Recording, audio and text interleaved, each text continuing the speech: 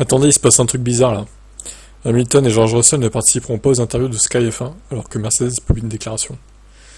Et pourquoi donc ils peuvent pas répondre aux questions de Sky F1? Bizarre cette histoire.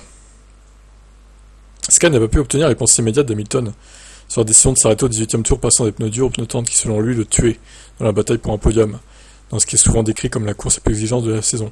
Un porte-parole de l'équipe a déclaré malheureusement ni George ni Lewis ne seront présents dans la salle des médias ce soir, le temps de récupérer des efforts fournis lors de la course ce soir. Ouais, bizarre. Là, il y a un truc qui est louche. Les deux pilotes comme par hasard, alors qu'on sabote encore, hein, Lewis Hamilton, décidément, une fois de plus.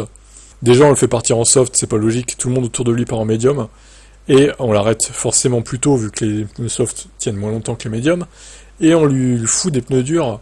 Démerde-toi avec ça, comme ça, Sergio Russell, George Russell peut passer directement, tranquillement.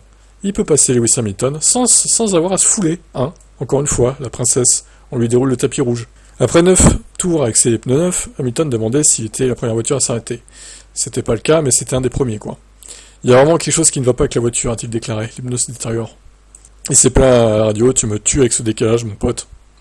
Il a ensuite reçu des excuses de Toto Wolff par radio. Désolé Lewis, nous t'avons donné une voiture qui n'était pas assez bonne ici. Évidemment, nous avons mal interprété la course. Ça n'aurait fait aucune différence.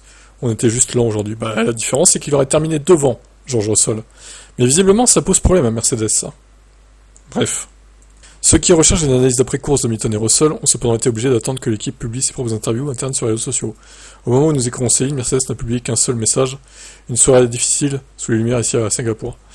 Il va falloir encore attendre du coup qu'ils publient sur leur site comme d'habitude et qui sera relié par le site pro Mercedes que j'utilise, Silver Arrows. Là. On va attendre de voir, mais c'est bizarre que Sky Sports F1 ne puisse pas les interviewer comme d'habitude dans la salle de médias, quoi. Ce n'est même pas normal en fait. Donc je sais pas s'il y a un briefing en cours entre les deux ou s'il y en a du clash ou un mécontentement de la part de Hamilton qui refuse de participer aux interviews sous peine de s'énerver, j'en sais rien. En tout cas, c'est très bizarre cette histoire. Qu'est-ce que vous en pensez ?